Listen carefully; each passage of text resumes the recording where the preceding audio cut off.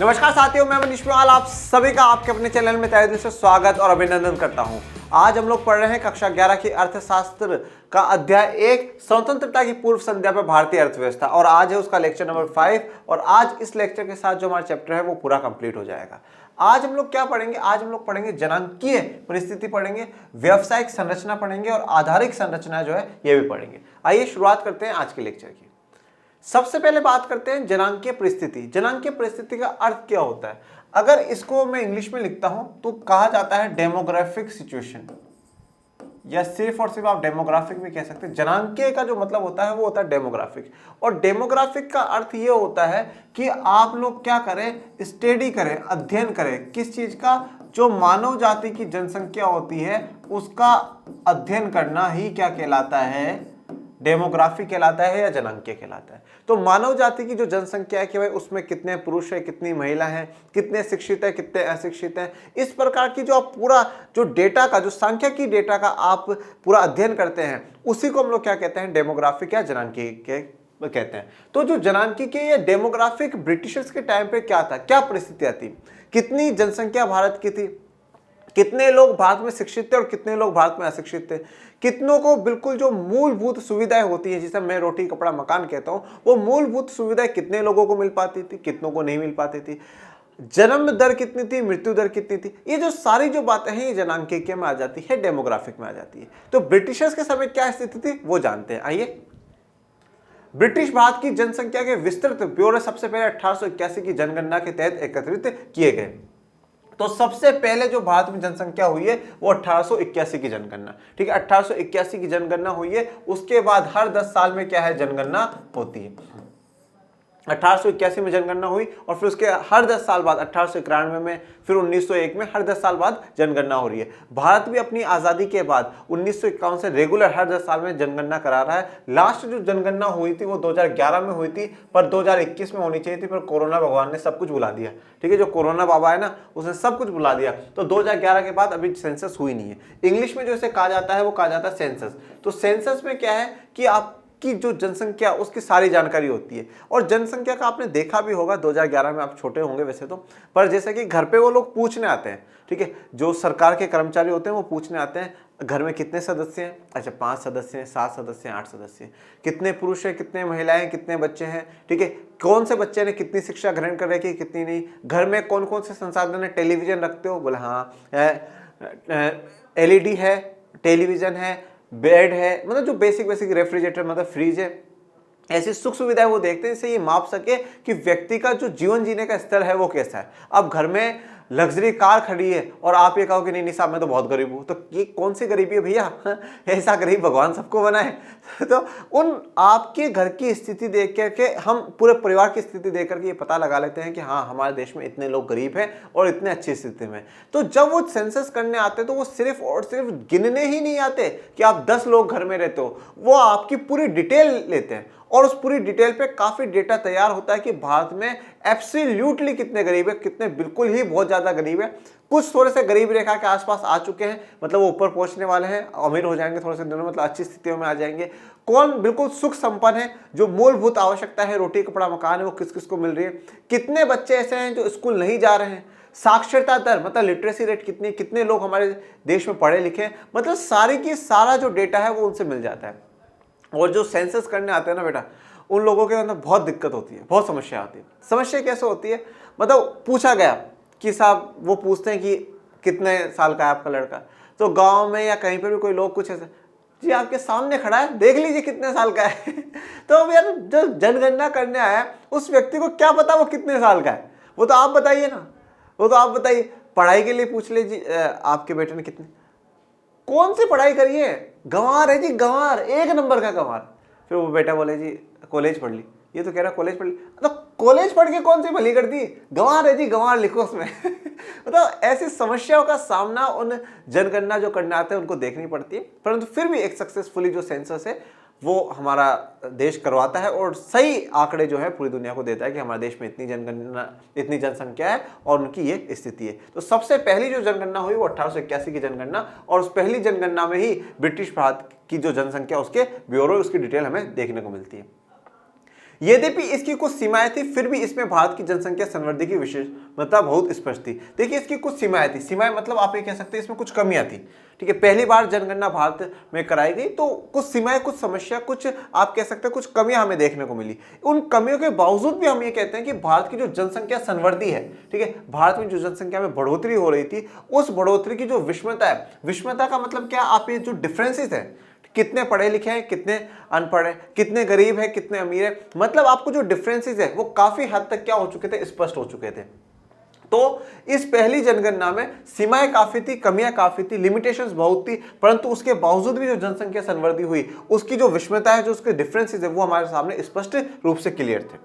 बाद में प्रत्येक 10 वर्ष बाद जनगणना होती रही, ठीक है, और फिर हर 10 साल बाद क्या जनगणना होती रहती है। तो यहां से देखिए, अगर हम लोग एमसीक्यू में या एक एक मार्क्स के क्वेश्चन की बात करूं तो यहां पर क्या होता है बच्चों, दो क्वेश्चन साफ देखने को मिलते हैं। ये पूछ लेगा कि सबसे पहले भारत की जो जनसंख्या की जनगणना या पहली बार सही जनसंख्या के आंकड़े कब आए हैं हमारे पास, तो 1881 में आएंगे। दूसरा सवाल ये पूछ लिया जाएगा एमसीक्यू में कि कितने वर्षों बाद जनगणना होती है, तो 10 वर्षों बाद होती है। और जैसे आप नाम ही देखिए, जन मतलब जनता, ठीक है ना, जन मतलब जनता, तो ये जनता और गणना का मतलब क्या होता है, काउंटिंग। जनता की क्या करना, काउंटिंग करना कि कितने हो, 1 2 3 4 5 6 7 8 9 10, तो जनता की जो काउंटिंग होती है वो काउंटिंग करना। जब अपन लोग इस सांख्यिकी पढ़ेंगे तो उसमें अपन लोग सेंसस मेथड भी पढ़ेंगे। सेंसस मेथड का अर्थ ये होता है कि आप हर व्यक्ति से एक एक की पूरी जानकारी लो कि आप क्या हो क्या नहीं हो, सारी डिटेल आप उससे लो। और एक हम लोग पढ़ते हैं सैंपल के आधार पर। सैंपल के आधार पर मतलब मुझे 100 बच्चों से बात करनी है, मैं 100 से नहीं करूंगा, 4-5 को उठाया, उनसे बात करी और उनके आधार पर मैं सबका जो विचार है वो बना लूंगा कि हाँ सारे के सारे बच्चे ठीक है, सारे के सारे बच्चे खराब है। वो सब कुछ 4-5 के ऊपर डिपेंड होता है। मतलब वो बिल्कुल ऐसा है जैसे हमारे बॉडी में कोई परेशानी हो, ब्लड टेस्ट के लिए बोला गया तो थोड़ा सा ब्लड निकालते हैं ना, ऐसा तो है नहीं कि पूरा पूरा निकाल लेंगे, थोड़ा सा ब्लड निकालते हैं और उसी से पता लगा लेते हैं क्या क्या समस्या है। तो बस उसी प्रकार से होता है कि 100 बच्चों में से 3-4 को उठाए, उनसे पूछा और उसके आधार पर पता लगा लिया। और सेंसस मेथड में क्या होता है कि हर व्यक्ति से एक एक से पर्सनली बात करी जाती है। तो जनगणना का मतलब क्या होता है, जनता की काउंटिंग करना, जनता की काउंटिंग करी जाती है। वर्ष 1921 के पूर्व का भारत का जनांकीय संक्रमण के प्रथम सोपान में था। ये एक बार आप नेक्स्ट पॉइंट और देख लीजिए, फिर मैं आपको ये पूरा डिटेल में समझाऊंगा। द्वितीय सोपान का आरंभ 1921 के बाद माना जाता है, किंतु उस समय तक न तो भारत की जनसंख्या बहुत विशाल थी और न ही उसकी संवर्धित दर बहुत अधिक थी। सामाजिक विकास के विभिन्न सूचक भी बहुत उत्साहवर्धक नहीं थे। अब देखिए, सबसे पहली तो बात देखिए, जनांकीय संक्रमण का मतलब क्या है। जनांकीय संक्रमण का मतलब क्या होता है, संक्रमण में ये कहता हूं कि ट्रांसफर है, ठीक है। जैसे कि हम लोग बीमारियों की बात करते हैं कि भाई मुझे कोई बीमारी हो रही है, जैसे खांसी हो रही है, मैं खांसूंगा, वो दूसरे को भी होगी, तो वो संक्रमण है, वो ट्रांसफरेबल है कि मुझसे उस तक पहुंच रही है। तो ये जो जनांकीय संक्रमण है, मतलब जो डेमोग्राफिक चेंज या ट्रांजिशन आपको देखने को मिल रहा है, जो बदलाव देखने को मिल रहा है, उसकी बात कर रहे हैं कि पहले कितनी जनसंख्या हुआ करती थी, फिर कितनी हुई, पहले कितने शिक्षित हुआ करते थे, अब कितने शिक्षित हुए। तो ये जो डेमोग्राफिक ट्रांजिशन है या ये जो जनांकीय संक्रमण है, जो बदलाव आ रहा है, चेंज आ रहा है, उसको जनांकीय संक्रमण कहा जाता है। तो जनांकीय संक्रमण के हम लोग 4 फेज पढ़ते हैं बेटा, या 4 सोपान कह सकते हो। सोपान का मतलब एक तरीके से ये हो गया कि आप लेवल कह सकते हो, स्तर कह सकते हो, ठीक है, कि 4 स्तरों में हम उसको पढ़ते हैं, 4 लेवल में पढ़ते हैं। जो प्रथम सोपान या प्रथम फेज, फर्स्ट फेज जो है वो बेटा 1901 से 1921 तक का है। 1901 या 1901 से 1921 तक का प्रथम सोपान माना जाता है। यह आप लोगों ने ज्योग्राफी में पढ़ेंगे क्लास 12 में, ठीक है। फिर दूसरा आता है द्वितीय सोपान। द्वितीय सोपान है बच्चों 1921 से लेके 1951। तृतीय सोपान है बच्चों 1951 से 1981। और जो चतुर्थ सोपान है, 4 फेज में माना गया है, 1981 से अभी तक का जो कंटिन्यूसली चल रहा है वो। तो 4 सोपान है, पहला 1901 से 1921, दूसरा 1921 से 1951, 51 से 81 और 81 से आगे का। और आप सबसे इंटरेस्टिंग बात ये देखो, सब में एक एक है। क्यों? क्योंकि हर 10 साल बाद सेंसस हो रही है, जनगणना हो रही है, तो उससे हमें पता चल रहा है। 1901 से 1921 वाला जो है, इसमें हमें कोई बहुत बड़ा चेंज नहीं देखने को मिलता।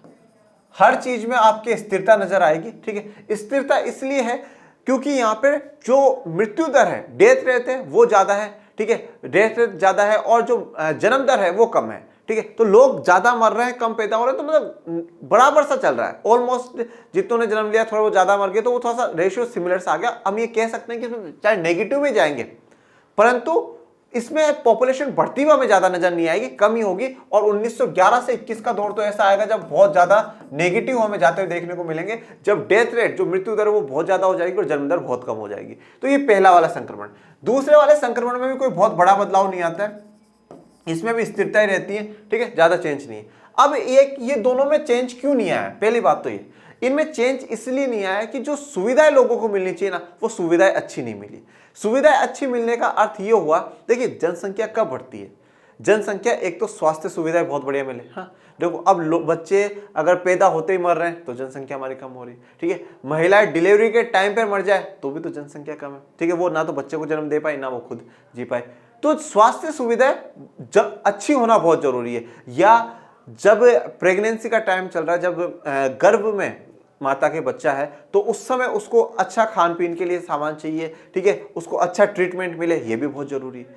तो किसी भी रूप में आप देख लीजिए, स्वस्थता बहुत जरूरी है। तो स्वास्थ्य से जुड़ी हुई सुविधाएं जो होती उस समय इतनी नहीं थी। ये भी एक बहुत बड़ा कारण था कि डेथ रेट ज्यादा थी और जन्म दर जो हमें देखने को मिल रही वो बहुत कम थी, तो ज्यादा पॉपुलेशन नहीं बढ़ पाई। तो 1901 से 1951 तक का अगर आप टाइम पीरियड देखेंगे तो कहीं ना कहीं ये टाइम पीरियड में कोई बहुत बड़ा पॉपुलेशन में चेंज हमें देखने को नहीं मिलता है। यहां पर सिर्फ और सिर्फ या तो आप गिरावट में जाएंगे या बहुत ही कम आपको बदलाव देखने को मिलेगा। तो ये स्थिर वाले फेज है। और क्यों है? क्योंकि यहाँ पे जो डेवलपमेंट है, जो आपको विकास जो देखने को मिलेगा व्यक्ति का, वो बहुत कम है, बहुत ही कम है। यहां पर फिर भी थोड़ा बहुत सुधर जाएंगी, पर इसमें तो बहुत ही बुरी है, इसमें भी इतनी ज्यादा सुधार नहीं है। 1951 से 81 का जो होता है वो विस्फोटक कहा जाता है बेटा। विस्फोटक का मतलब यहां पर सबसे गजब की जनसंख्या बढ़ती है। ओके, 1951 से 1981 तक ये विस्फोटक वाला फेज है। यहां पर बहुत गजब की जनसंख्या में रफ्तार ही बढ़ती। अब ये रफ्तार बढ़ी क्यों? क्योंकि भारत सरकार ने, भारत आजाद हो गया तो नए नए हॉस्पिटल भारत ने खोले, ठीक है। गरीबों को, पिछड़ों को, सबको वहां तक पहुंचने का अप्रोच दी कि भाई आप हॉस्पिटलों में जाओ, डिलीवरी जो हो वो हॉस्पिटलों में हो। बच्चों के लिए आंगनबाड़ियां खोली गई कि भाई सरकार उनका ध्यान रखे खाने पीने के लिए। ऐसे प्रकार के कार्यक्रम करे गए। मतलब सरकार ने, भारत सरकार ने काफी विकासात्मक कार्यक्रम चलाए, जिससे लोगों में जो स्वास्थ्य स्तर है वो भी सुधरता है और शिक्षा का स्तर भी थोड़ा सा सुधरता है। तो जो स्थिति है वो अच्छी होती है। शिशु मृत्यु दर इस टाइम कम हो जाएगी, मृत्यु दर जो है वो कम हो जाएगी और जन्म दर है जो बढ़ जाएगी। तो ये विस्फोटक टाइम पीरियड इसको बताया गया है।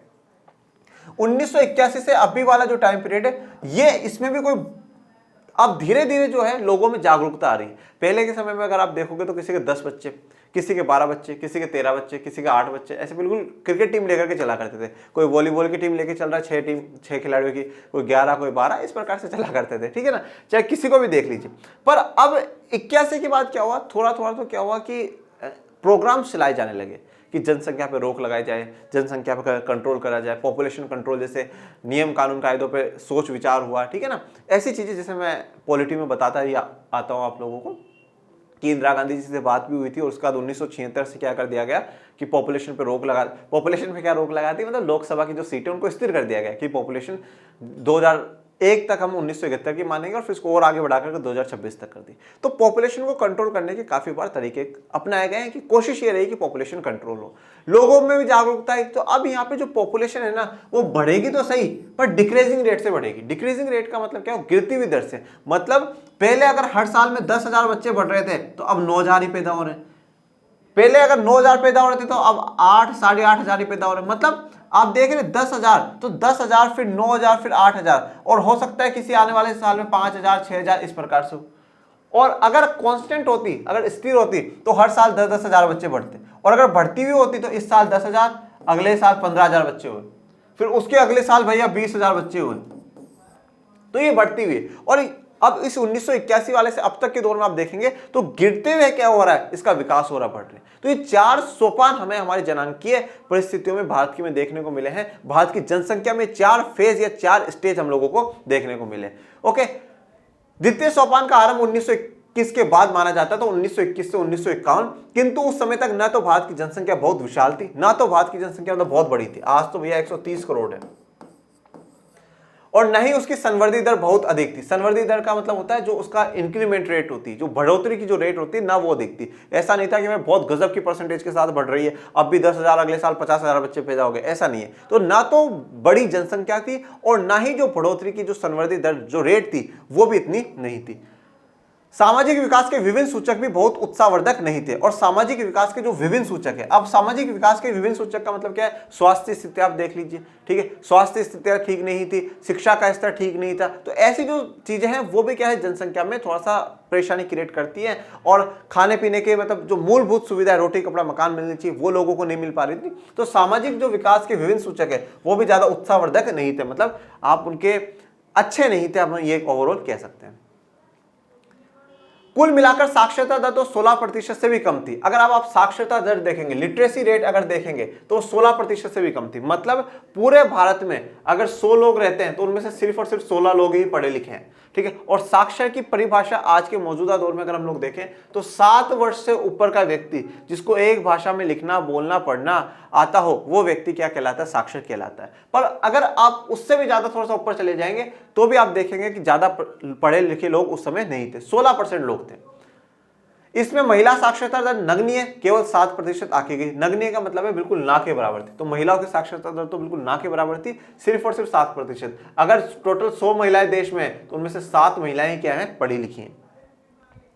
जन स्वास्थ्य सेवाएं तो अधिकांश को सुलभ ही नहीं थी। जन स्वास्थ्य सेवाएं तो जो स्वास्थ्य की सेवाएं वो तो लोगों को सुलभ ही नहीं थी। सुलभ का मतलब बिल्कुल आप मान लीजिए कि उनको उपलब्ध ही नहीं है, वो सुविधा तो मिल ही नहीं रही उन लोगों को।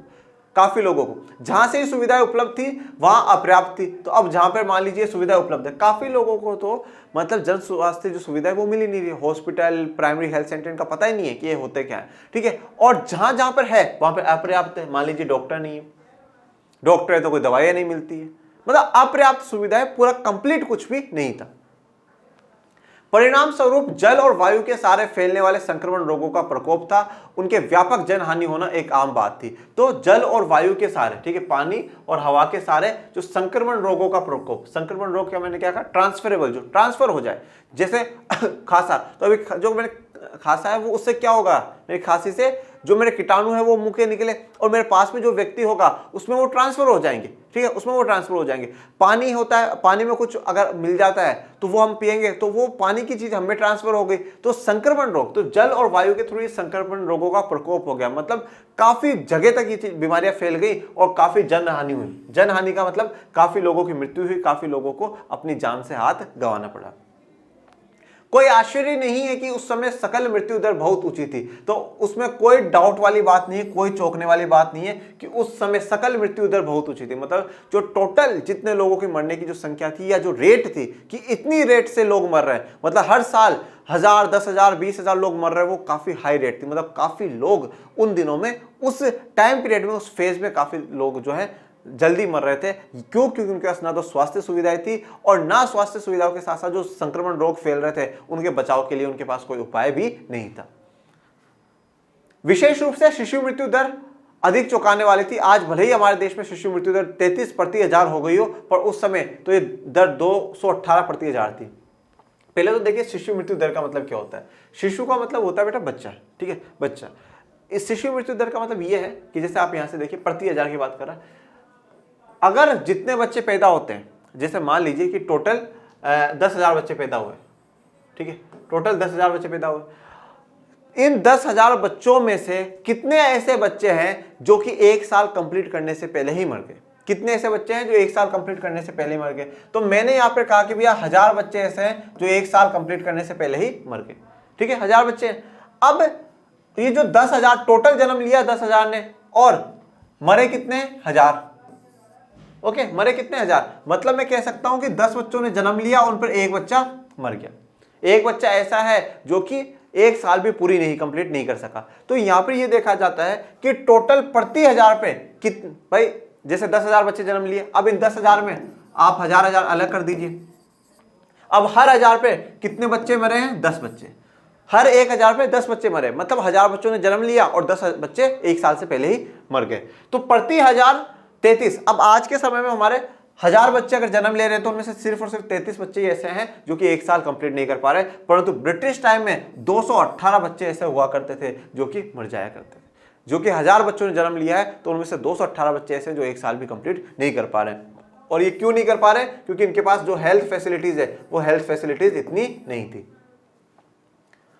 जीवन प्रत्याशा स्तर भी आज के 69 वर्ष की तुलना में केवल 32 वर्ष ही था, 32 वर्ष और 69 वर्ष ही था। देखिए अब जीवन प्रत्याशा स्तर क्या होता है? जीवन प्रत्याशा स्तर लाइफ एक्सपेक्टेंसी रेट होती है कि जब व्यक्ति का जन्म होता है तो एक अप्रोक्सीमेट हम लोग मानते हैं कि जो लोग हैं इतनी साल तक जिएंगे। तो आज के समय में हमारा 69 वर्ष है, ठीक है, कि लगभग माना जाता है कि हर व्यक्ति 69, 70 वर्ष के आसपास वो जिएगा। ये लाइफ एक्सपेक्टेंसी। अब ये क्यों है? क्योंकि लोगों को देखो अच्छा एनवायरनमेंट मिल रहा है, लोगों को अच्छी स्वास्थ्य सुविधाएं मिल रही है। थोड़ी सी भी बीमार होते ही इंसान क्या है, हॉस्पिटल भाग जाता है। जैसे राजस्थान हो गया, दिल्ली हो गया, काफी राज्यों में तो क्या कर दिया गया, दवाइयां बिल्कुल मुफ्त कर दी गई हैं। तो लोग अगर बिल्कुल हल्का सा, यार आज तो मेरे हाथ थोड़ा सा पेन कर रहा, चलो मैं डॉक्टर के पास जाके आता हूँ, पहले तो सोचते हो यार डॉक्टर के पास जाऊंगा, इतनी सारी दवाइयाँ लिखेगा, 500-700, ठीक है थोड़ा सा घर पे कोई लगा लेते हैं बाकी ठीक हो जाएंगे। तो अब क्या है, जो हेल्थ का जो लेवल है ना बच्चा, वो बेटर हो चुका है। अब वो हेल्थ का लेवल बेटर हो चुका है, बड़ी से बड़ी बीमारियों से लड़ने की आज हमारे पास क्षमता है, बेहतर टेक्नोलॉजी है, अच्छे हमारे पास डॉक्टर्स हैं। तो अब लाइफ एक्सपेक्टेंसी क्या है, हमारी ज्यादा है 69, पर उस समय 32 वर्ष थी। मतलब लगभग यही उम्मीद लगाई जा रही थी कि 32 वर्ष से ज्यादा कोई व्यक्ति नहीं जी पाएगा। विश्वस्त आंकड़ों के अभाव में ये कह पाना कठिन है कि उस समय गरीबी का प्रसार कितना था। देखिए अब हमारे पास विश्वस्त आंकड़ों का अभाव, मतलब जो एक एग्जैक्ट सही आंकड़े, सही डेटा हमें मिलना चाहिए, उसकी हमारे पास कमी थी। तो सही डेटा का कमी थी, सही डेटा नहीं मिल पाया, इस कारण हम ये नहीं कह सकते एग्जैक्ट कि कितनी टोटल गरीबी कितनी थी, कितने लोग गरीबी रेखा के नीचे थे और कितने लोग गरीब थे, कितने अमीर थे, ये कहना थोड़ा सा मुश्किल है। इसमें कोई संदेह नहीं कि औपनिवेशिक शासन के दौरान भारत में अत्यधिक गरीबी व्याप्त थी। हाँ अच्छा, डेटा नहीं हो पर रियलिटी तो थी हमारे पास। हाँ डेटा नहीं है तो क्या हुआ, पर रियलिटी थी, और रियलिटी यही कहती है कि उस समय औपनिवेशिक शासन में हमें देखने को मिलता है कि अत्यधिक गरीबी थी, काफी गरीब लोग थे। और गरीबी आनी थी यार, आप लोगों ने उद्योग क्षेत्र को बर्बाद कर दिया, आपने कृषि क्षेत्र को बर्बाद कर दिया, आप विदेश व्यापार का सारा प्रॉफिट आप कमा रहे हो, तो ऑफकोर्स सी बात है फिर जो यहाँ के लोग हैं वो क्या करेंगे बेचारे, वो तो गरीबी हो रहे हैं। तो गरीबी का जो स्तर है वो आपको एक यहाँ पे तस्वीर में दिखाया गया है, किस प्रकार से झुग्गी झोपड़ी में कितने लोग रह रहे हैं। परिणाम स्वरूप भारत की जनसंख्या की दशा और भी बदतर हो गई। दशा का मतलब ये हो गया कि जो स्थिति है जनसंख्या की वो और भी बदतर होने का मतलब है और भी ज्यादा खराब हो गई। तो अब भी देखिए इस जनांकी के परिस्थिति में हम लोगों ने सबसे पहले तो क्या जाना कि जनगणना कब हुई, 1881 में हुई, और फिर हर 10 साल बाद होती है, ये हम लोगों ने जाना। और इसके जितने भी पहलू है, स्वास्थ्य स्थिति उसकी कैसी है, इसके ऊपर चर्चा करी। स्वास्थ्य स्थिति में क्या आ जाता है भाई, मृत्यु दर, जन्म दर और जीवन प्रत्याशा दर, ये आ जाती है। उसके बाद हमने साक्षरता के बारे में बात करी, पढ़ाई लिखाई कैसी थी वो भी हम लोगों ने जाना, और हम लोगों ने लास्ट में क्या आर्थिक रूप में भी देखा। तो जनांकीय में सब कुछ आ जाता है बेटा। जनांकीय जब हम डेमोग्राफी की बात करते हैं तो जो जनता है, जो मानव है, उसके जितने भी एस्पेक्ट हैं सबकी स्टडी करना ही डेमोग्राफी या जनांकीय आ जाता है। ओके, अब बात करते हैं व्यवसायिक संरचना की। व्यवसायिक संरचना या इसे इंग्लिश में कहा जाता है ऑक्यूपेशनल स्ट्रक्चर। ऑक्यूपेशनल स्ट्रक्चर का सीधा सा अर्थ यह है, व्यवसाय आप क्या समझते हैं? व्यवसाय का मतलब किसी काम धंधे में लगे होना। ओके, किसी ना किसी का, भाई आज मैं पढ़ा रहा हूं तो मैं टीचिंग में काम कर रहा हूं, आपके पापा हो सकते हैं किसी डिपार्टमेंट में काम करो, खेती बाड़ी का काम करो, बिजनेस करो। तो व्यवसायिक संरचना, उस समय कितने लोग कौन से काम कर रहे थे, कितने लोग प्राथमिक क्षेत्र में थे, कितने लोग द्वितीय क्षेत्र में थे और कितने लोग तृतीय क्षेत्र में थे, कौन से व्यवसाय में ज्यादा लोग थे और कौन से व्यवसाय में कम लोग थे, ये बताता है व्यवसायिक संरचना, ये बताता है ऑक्यूपेशनल स्ट्रक्चर। ऑक्यूपेशनल स्ट्रक्चर आज भी देखा जाता है कि कौन कितने वर्ग जो है कौन से वर्ग में काम कर रहे हैं, तो कितने लोग कौन से वर्ग में काम कर रहे हैं, प्राथमिक क्षेत्र में काम कर रहे हैं, द्वितीय में काम कर रहे हैं, तृतीय में काम कर रहे हैं। ऑक्यूपेशनल स्ट्रक्चर आज भी आता है। तो अब भी हम यहाँ पे ये देखेंगे कि ब्रिटिश के समय कैसा आता है ऑक्यूपेशनल स्ट्रक्चर या व्यावसायिक संरचना। अगर इसकी एक डेफिनेशन लिखनी हो तो आप ये लिखिएगा कि कार्यशील जो लोग हैं वो कौन से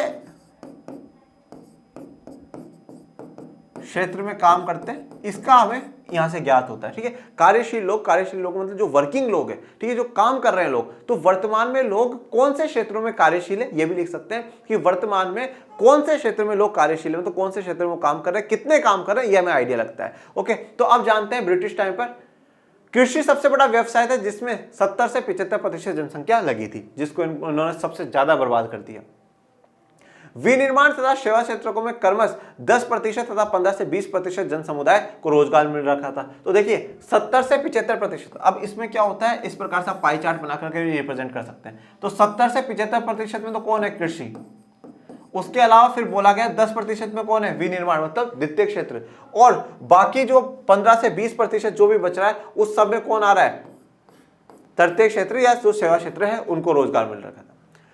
क्षेत्रीय विषमताओं में वृद्धि हुई। क्षेत्रीय विषमताओं का मतलब क्षेत्र में एरिया वाइज अगर आप देखेंगे तो आपको डिफरेंसेस काफी देखने को मिलेंगे, काफी डिफरेंसेस देखने को मिलते हैं। जैसे कि अगर आप महाराष्ट्र की तरफ जाते हैं, आप मद्रास जो आज का तमिलनाडु, आंध्र प्रदेश, कर्नाटक के एरियाज को मिलाकर के बोलते हैं, अगर उन एरियाज को देखते हैं तो वहां पर क्या हुआ था कि कृषि में जो लोग इन्वॉल्व है उनमें गिरावट आ गई थी। इतने कृषि में लोग इन्वॉल्व नहीं है, किस में है, फिर तृतीय और द्वितीय क्षेत्र में उनका इन्वॉल्वमेंट ज्यादा बढ़ रहा है। पर आप इधर राजस्थान, उड़ीसा, पंजाब की तरफ अगर आप देखते हैं तो राजस्थान, उड़ीसा, पंजाब में क्या था, कृषि पर थोड़ी सी निर्भरता ज्यादा थी, उतना विकास तृतीय और द्वितीय क्षेत्र का नहीं हो पाया। तो ब्रिटिशर्स के समय व्यावसायिक संरचना ये थी। अब बात करते हैं आधारिक संरचना। आधारिक संरचना, इसमें आ जाता है बच्चों इंफ्रास्ट्रक्चर। इंफ्रास्ट्रक्चर इसे इंग्लिश में कहा जाता है इंफ्रास्ट्रक्चर। इंफ्रास्ट्रक्चर का मतलब ये हो गया कि भैया आपके यहाँ पर सड़कें कैसी हैं, आपके यहाँ पर रेलवे कैसा है, एयरपोर्ट कैसा है, पानी, बिजली, जो सुविधाएं जो है वो कैसी है। आप कहते हैं ना इंफ्रास्ट्रक्चर की बहुत बेटर है, मतलब वहां पे किस प्रकार का जो आधारिक जो संरचना है, जो बेसिक जो चीजें हैं वो किस प्रकार की है, ठीक है। तो वो बेसिक चीजें यहाँ पे कैसी थी वो जानते हैं। औपनिवेशिक शासन के अंतर्गत देश में रेलों, पत्तनों, जल परिवहन व डाक तार आदि का विकास हुआ। तो औपनिवेशिक शासन में सबसे इंपॉर्टेंट चीज जो उन्होंने दी वो रेलवे पतन क्या, पतन का मतलब यहाँ पे नहीं कि गिरावट, ये वो वाले पतन का मतलब होता है पोर्ट मतलब जैसे मान लीजिए ये समुद्र है और यहाँ पर आप जैसे अपनी नाव जहाज ला करके खड़ा करते हैं, ये बोला वो पोर्ट इलाका। पोर्ट मतलब जनरली इसको कहा जाता है, पोर्ट वो प्लेस है जिसके पास में वो जगह नाव आकर के खड़ी होती है, जैसे हम कहते हैं ना रेलवे प्लेटफॉर्म, तो प्लेटफॉर्म पर हम लोग खड़े होते हैं, ठीक है। तो प्लेटफॉर्म की तरह ही वो पोर्ट वाला जमीन वाला हिस्सा है, ठीक है, तो उनको पतन कहा जाता है। जल परिवहन, डाक पोस्ट आप सब जानते हैं, तो इनका भी विकास हुआ। इसका ध्येय जन सामान्य को अधिक सुविधाएं प्रदान करना नहीं था। तो इन्होंने कोई इस उद्देश्य से नहीं बनाया था कि हो भारत की जनता हमसे खुश हो जाएगी, जन सामान्य को ज्यादा हम सुख सुविधाएं दें, इस उद्देश्य से उन्होंने कभी नहीं बनाया। फिर किस उद्देश्य से बनाया, ये कार्य तो औपनिवेशिक हित साधन के ध्येय से किए गए थे। तो ये जो काम करे गए, रेलवे का विकास करवाना, सड़कें बनवाना, ठीक है, पोस्ट ऑफिस चलवाना, टेलीग्राफ चलवाना, जल परिवहन को विकास करना, ये सब क्यों करा गया, औपनिवेशिक हित। जो औपनिवेशिक कौन है, ये इन्होंने हमें गुलाम बना रखा था। तो औपनिवेशिक देश कौन सा हो गया, ब्रिटेन। तो ब्रिटेन के जो हित थे, जो ब्रिटेन की जो फायदे की बात थी, उनके साधन के लिए कि भाई हमारे जितना भी साधन जो हमारे काम आ सके, इस उद्देश्य से हमें काम करना है। अब रेलवे इनके काम आ रही थी, क्यों, क्योंकि एक जगह से दूसरी जगह तक ये सामान पहुंचाने में इनको बहुत मदद होती थी, ठीक है। सड़कें, अब सड़कें बेहतर होगी तो इस जगह से दूसरी जगह तक सामान पहुंचाएंगे, क्योंकि भाई सड़कें एक पहले सबसे मोस्ट इंपोर्टेंट है। भाई आप रेलवे स्टेशन कहीं भी बना लो तो रेलवे स्टेशन तक सामान को पहुंचाएगा कौन, सड़क से ही पहुंचेगा। आपको बस में, टेम्पो में, ट्रक में भर के लेकर के जाओगे। आप पानी के रास्ते से पहुंचा रहे हो सामान, तो पहले वहां तक लेके तो जाओ भैया, पोर्ट तक, ठीक है। आप हवाई रास्ते से पहुंचा रहे हो तो वहां तक लेके तो जाओ एयरपोर्ट तक। तो सड़क तो बहुत इंपॉर्टेंट थी, उनका विकास करा, क्यों करा, क्योंकि इनका व्यापार चलता रहे। रेलवे का विकास इसलिए करा कि भारी भारी सामान एक साथ एक जगह से दूसरी जगह तक पहुंचाया जा सके। पोर्ट का विकास इसलिए करा क्योंकि फिर पानी के रास्ते से तो वो लोग वहां तक जाएंगे, ये तो जाएंगे कैसे। तो इन्होंने जो भी काम करा खुद के फायदों के लिए करा। अंग्रेजी शासन से पहले बनी सड़कें आधुनिक यातायात साधनों के लिए उपयुक्त नहीं थी, और अंग्रेजी शासन से जो पहले यहाँ पे सड़कें बनी हुई थी जो आधुनिक यातायात साधन है, ठीक है भाई, ट्रक आ गया, ठीक है, बड़े बड़े व्हीकल्स, बड़ी बड़ी गाड़ियाँ आ गई, तो उनके लिए उपयुक्त है, उनके लिए सही नहीं थी। देखिए मैं लास्ट इस पर आपको ये इमेज बताना भूल गया, ये ट्रेन चल रही है, ये 1854 में जो मुंबई से थाने के बीच में जो गाड़ी चलाई गई थी उसके लिए ये ब्रिज दिखाया गया।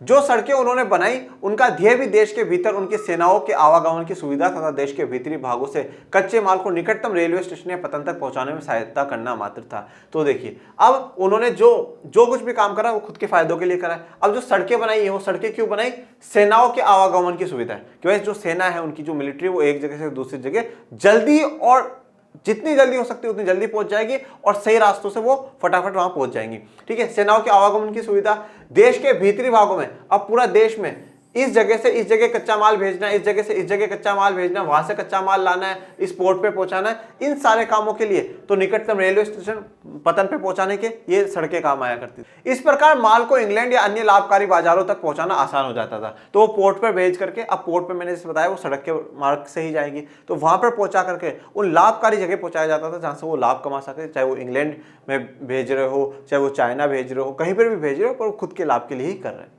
ग्रामीण क्षेत्रों तक माल पहुंचाने में सक्षम सभी मौसम में उपयोग होने वाली सड़क मार्गों का अभाव निरंतर ही बना रहा। अब ये जितनी सड़कें बनी ये भी शहरी क्षेत्रों में बनी, ग्रामीण क्षेत्रों में नहीं। ग्रामीण क्षेत्रों तक जो माल पहुंचाने वाली सक्षम जो सड़कें, सक्षम सड़कें या पक्की सड़क किनको कहा जाता है बेटा, जो 12 महीने चल सके। 12 महीने तक चलने का मतलब ये होता है ना सर्दी में, ना गर्मी में, ना बरसात में, वो कभी खराब नहीं, वो चलती रहे। 3-4 साल में तो टूट गई तो बात एक अलग है, पर वो मौसम उसको ज्यादा प्रभावित ना करे, ऐसी सड़क होनी चाहिए। तो गांव में ऐसी सभी मौसम में उपयोग होने वाली सड़क का क्या था, अभाव था, कमी थी, ऐसी सड़कें थी नहीं। वर्षा काल में तो ये अभाव और भी भीषण हो जाता था, और जब बारिश का मौसम होता था ये समस्या और भी खतरनाक और भी डेंजरस भीषण हो जाया करती थी, क्योंकि पानी भर जाया करता था। तो फिर किस प्रकार से वहां से गाड़ी निकालना थोड़ा सा मुश्किल काम था। स्वाभाविक ही था कि प्राकृतिक आपदा और अकाल आदि की स्थिति में ग्रामीण क्षेत्रों में बसे देशवासियों का जीवन कठिनाइयों के कारण दूभर हो जाता था।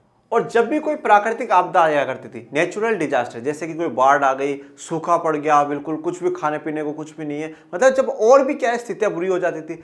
देखिए इन्होंने जितने भी काम अंग्रेजों ने करे वो खुद के विकास के लिए करें, ठीक है, और उस विकास के लिए अगर भारत की जनता की कुर्बानी देनी पड़ रही है, अगर भारत के फायदों की कुर्बानी देनी पड़ रही है, तो वो ये लोग दे रहे हैं, बेझिझक दे रहे हैं। इनको कोई चिंता नहीं है कि भारत का विकास होना चाहिए या नहीं होना चाहिए। इसीलिए तो हम लोग देखते हैं कि 35% से 2% पर ये जीडीपी छोड़ जाते हैं, कितना भारी नुकसान करके जाते हैं। और अब जब कभी प्राकृतिक आपदा कोई भी समस्या आ जाया करती थी तो देशवासियों को जो जीवन है वो और भी कठिनाइयों से भरा हो जाता था, मतलब ज्यादा उनको कठिनाइयों का सामना करना पड़ता था। अंग्रेजों ने 1850 में भारत में रेलों का आरंभ किया, तो 1850 में रेलों का आरंभ शुरुआत हुई। यही उनका सबसे महत्वपूर्ण योगदान माना जाता है, ये सबसे इंपॉर्टेंट योगदान माना जाता है कि रेलवेज उन्होंने हम लोगों को दी। अब ये क्यों दी उसके भी 2 कारण सुन लो। रेलों ने भारत की अर्थव्यवस्था की संरचना को 2 महत्वपूर्ण तरीकों से प्रभावित करा। 2 कौन कौन से?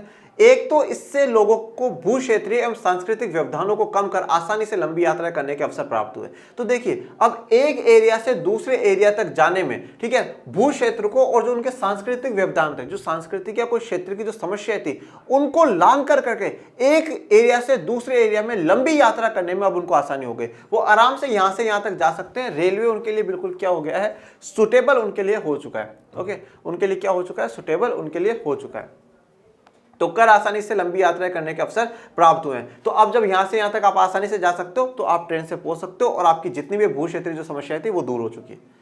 दूसरी ओर भारतीय कृषि के व्यवसायीकरण को बढ़ावा मिला। देखिए अपन लोग जब लेक्चर में पढ़ा था कृषि के बारे में, तो जो कृषि का कॉमर्शलाइजेशन हुआ, ठीक है, कि भाई सभी इस प्रकार के आप सामान उगाइए या उनका उत्पादन करिए जो कि मार्केट में बेचने के लिए हो, आपको खुद के उपभोग के लिए कुछ भी नहीं रखना है। ऐसी ज्यादा वस्तुओं का उत्पादन करना है जिसको ब्रिटिश सरकार बेच करके ज्यादा लाभ कमा सके। अब हुआ यह कि जब रेलवे की स्थापना हो गई, एक तो लोग आसानी से दूरियां तय कर पा रहे थे, जल्दी भी हो जाता था, और बिल्कुल अब सड़क तो क्या होती है, उबड़ खाबड़ भी होती है तो समस्या आ सकती है, पर रेलवे तो बिल्कुल सही होती है, आराम से चल सकते हैं, कोई प्रॉब्लम नहीं है। तो एक तो लंबी दूरियों को दूर करने में, दूसरा अब कृषि का जो सामान है वो एक जगह से दूसरी जगह पहुंचाने में भी उनको मदद हुई। तो जो कृषि का व्यवसायीकरण या कमर्शियलाइजेशन एग्रीकल्चर हुआ उसमें भी इन्होंने बढ़ावा दिया है। किंतु इस व्यवसायीकरण का भारतीय ग्रामीण अर्थव्यवस्था की आत्मनिर्भरता के स्वरूप पर विपरीत प्रभाव पड़ा। तो मैंने अभी बार बार यही बात कही है कि इन्होंने जो भी काम करा खुद के फायदे के लिए करा, और उस काम को लिए अगर भारत की जनता की इनको कुर्बानी देनी हो तो भी इनको कोई डाउट नहीं है। अगर भारत की अर्थव्यवस्था में कितना ही नुकसान हो रहा हो इनको कोई मतलब नहीं, इन्हों को सिर्फ एक ही चीज चाहिए थी, ब्रिटेन का फायदा होना चाहिए। तो ये जो हम देख रहे हैं कि कृषि का व्यवसायीकरण होना, इस पर कोई भारत की अर्थव्यवस्था में कोई सुधार नहीं आया, भारत की अर्थव्यवस्था पर तो बल्कि नेगेटिव इंपैक्ट हुआ है। विपरीत जो प्रभाव है वो विपरीत प्रभाव हमें देखने को मिलते हैं। भारत के निर्यात में निसंदेह विस्तार हुआ, परंतु इसके लाभ भारतवासियों को मुश्किल से ही प्राप्त हुए। तो जो भारत का निर्यात है, निर्यात मतलब जो हमारे देश से बाहर भेजा गया, उस निर्यात में बढ़ोतरी तो हुई पर उसका हमें फायदा नहीं मिला। जैसे कि हम लोगों ने लास्ट लेक्चर में देखा था कि हम विदेशी व्यापार जो करा गया, उस विदेशी व्यापार में जितना भी अधिशेष हुआ करता था, जितना भी जो सरप्लस आया करता था, उस सरप्लस का पूरा फायदा सिर्फ और सिर्फ ब्रिटेन को मिला करता था, और उसका लाभ का जो भागीदार हुआ करता था वो ब्रिटेन हुआ करता था। और भारत के पूरे आयात निर्यात पे, भारत के पूरे व्यापार पे जो एकाधिकार था वो सिर्फ और सिर्फ ब्रिटेन सरकार का था। इस प्रकार जन सामान्य को मिले सांस्कृतिक लाभ व्यापक होते हुए भी देश की आर्थिक हानि की भरपाई नहीं कर पाए। तो देखिए, अब जो रेलवे जब आया तो उससे जन सामान्य को थोड़े बहुत फायदे हुए, जैसे कि एक जगह से दूसरी जगह पहुंचना उन लोगों का आसान हो गया। ठीक है, कम किराए में वो पहुंच सकते थे, क्योंकि सड़क से जब हम आज भी देख लीजिए, जब हम आज भी बस से जाते हैं तो हमारा किराया ज़्यादा लगता है, रेलवे में किराया कम लगता है। जन सामान्य को काफ़ी फायदे हुए, उसमें कोई डाउट वाली बात नहीं। पर जो अर्थव्यवस्था का नुकसान हुआ ना, उसकी भरपाई नहीं कर सकते। जन सामान्य के जितने फायदे हुए हैं उससे ज्यादा अर्थव्यवस्था का नुकसान हुआ है, और अर्थव्यवस्था के जो नुकसान है उसकी भरपाई हम लोगों को जो कुछ फायदे देकर के उन्होंने करी है उससे कभी भी तुलना नहीं कर सकते, या हम हमारी भरपाई कभी नहीं कर सकते। सड़कों तथा रेलों के विकास के साथ साथ औपनिवेशिक व्यवस्था ने आंतरिक व्यापार तथा समुद्री जलमार्गों के विकास पर भी ध्यान दिया। देखिए, अब सड़क और रेलों के विकास के साथ साथ उन्होंने क्या करा, आंतरिक व्यापार, ठीक है, उस एरिया के अंदर, देश के अंदर अंदर के जो व्यापार उस पर भी ध्यान दिया, और समुद्री जो जलमार्ग है उसका भी विकास उन लोगों ने कराया। किंतु ये उपाय बहुत संतोषजनक नहीं थे। उस समय के आंतरिक जलमार्ग अलाभकारी सिद्ध हुए। देखिए, आंतरिक जलमार्ग का मतलब क्या होता है, इनलैंड वाटरवेज इनको इंग्लिश में कहा जाता है। आप समुद्री मार्ग आप देखते हैं तो समुद्र में जितनी भी जहाज वहाज चलती है वो ठीक है, वो एक अलग मैटर आता है। आंतरिक जलमार्ग का मतलब होता है जब देश के अंदर, जैसे कि रिवर हो गई, नहर हो गई, इनके ऊपर जब कोई ट्रांसपोर्ट का साधन चलाया जाता है, यातायात का कोई साधन चलाया जाता है, तो उनको आंतरिक जलमार्ग कहा जाता है। मतलब वहां पे आपकी यहाँ से नदी बह रही है और इस पे मान लीजिए कोई जहाज चलाया गया पानी का, कि भाई वहां से वो हम एक जगह से दूसरी जगह सामान को ले जा सके, क्योंकि ये नदियां एक शहर से दूसरे शहर तक कंटिन्यूसली फ्लो कर रही है। तो यहां से अगर हम इस पर यातायात का साधन ले लेंगे तो ये यहां से उस शहर तक सामान पहुंचाने में हमारी क्या कर देगी, मदद कर देगी। और इसमें ना ज्यादा आपको कुछ खर्चा करने की जरूरत है, और पानी हमेशा, जो 12 मासी नदियां होती है जो 12 महीने बहती है, उन नदियों में आराम से आपको पानी मिलता है। तो वो आंतरिक जलमार्ग पर भी इन लोगों ने काम करा है। आज भी भारत सरकार इनलैंड वाटरवेज पे, आंतरिक जलमार्ग पर काफी काम कर रही है। परंतु ये जो आंतरिक जलमार्ग है अलाभकारी सिद्ध हुए। अलाभकारी सिद्ध होने का मतलब क्या है, फायदेमंद नहीं रहे। फायदेमंद इसलिए नहीं रहे, ब्रिटिश सरकार ने क्या करा कि आंतरिक जलमार्ग और रेलवे का विकास एक साथ साथ करा है। अब जब रेलवे का विकास हो गया तो आंतरिक जलमार्ग पे किसी का ही ध्यान नहीं गया, सबने रेलवे की तरफ ही ध्यान दिया, और रेलवे ने सारा का सारा ध्यान अट्रैक्ट कर लिया। और कहीं ना कहीं जो आंतरिक जलमार्ग है वो पूरी तरीके से एक ब्रिटिश सरकार की एक फ्लॉप नीति हम कह सकते हैं कि वो बिल्कुल खराब हुआ, और कोई फायदा ना तो ब्रिटिश को हुआ न भारतीय को हुआ। उड़ीसा की तटवर्ती नहर इसका विशेष उदाहरण है। तो जैसे मैंने आपको कहा, नदियों पर, नहर पे, इन पे इस प्रकार से आंतरिक जलमार्ग बन सकते हैं। यद्यपि इस नहर का निर्माण सरकारी कोष से किया गया था, तथापि ये रेल मार्ग से स्पर्धा नहीं कर पाए। तो ये जो नहर बनाई गई थी ये सरकारी कोष से, मतलब जो सरकार का खुद का पैसा था उससे बनाई गई थी, परंतु ये रेल मार्ग से स्पर्धा नहीं कर पाए, उनसे कॉम्पिटिशन नहीं कर पाए। नहर के समांतर रेल मार्ग विकसित होने के बाद अंततः उस जलमार्ग को छोड़ दिया गया। अब एक साथ समांतर मतलब पैरेलली, भाई एक साथ रेलवे का भी काम चल रहा है और आंतरिक जलमार्ग का भी काम चल रहा है। जब दोनों का चल रहा है, जब रेल मार्ग पूर्ण रूप से विकसित हो गए, तब क्या करा गया, उन जलमार्ग को छोड़ दिया गया। आंतरिक जलमार्ग बिल्कुल ही ना के बराबर फिर यूज आने लगे। भारत में विकसित की गई महंगी तार व्यवस्था का मुख्य ध्येय तो कानून व्यवस्था को बनाए रखना ही था, ठीक है। और जो हमने डाक व्यवस्था, तार व्यवस्था पढ़ी, उनको स्टार्ट करना मुख्यतः कानून व्यवस्था बनाए रखना था, कि हम कानून व्यवस्था को, जो लॉ एंड ऑर्डर है, उसको बनाए रखें। दूसरी ओर डाक सेवाएं अवश्य जन सामान्य को सुविधाएं प्रदान कर रही थी, किंतु वे बहुत ही अपर्याप्त थी। तो डाक सेवाएं हैं, तो डाक सेवाएं तो हमेशा से एक बहुत ही बड़ा सवाल रहा कि काफी समय लेती है। मतलब कहीं एक जगह से कोई लेटर लिखा जा रहा, वो 10 दिन 15 दिन बाद पहुंचता था, फिर उसका जवाब आया करता था, और हर जगह तक तो वो अप्रोच भी नहीं कर पाए, हर जगह तक वो पहुंच भी नहीं पाए। गाँव के उन इलाकों तक जहाँ सच में डाक पहुंचना चाहिए वहां तक पहुंच नहीं रहा है, कभी बीच में ही वो डाक गायब हो जाया करती थी। तो मतलब जो सुविधाएं हैं वो अपर्याप्त रही हैं। ओके, तो आज इसी के साथ लेक्चर 5 के साथ अपना जो चैप्टर 1 है वो पूरा कंप्लीट होता है। आपको कोई भी डाउट, कोई भी समस्या हो, आप कमेंट बॉक्स में मेंशन कर सकते हैं, और ज्यादा से ज्यादा लाइक, शेयर, सब्सक्राइब करिएगा। मिलते हैं नेक्स्ट लेक्चर में नए अध्याय के साथ, तब तक के लिए थैंक यू सो मच। जय हिंद, जय भारत।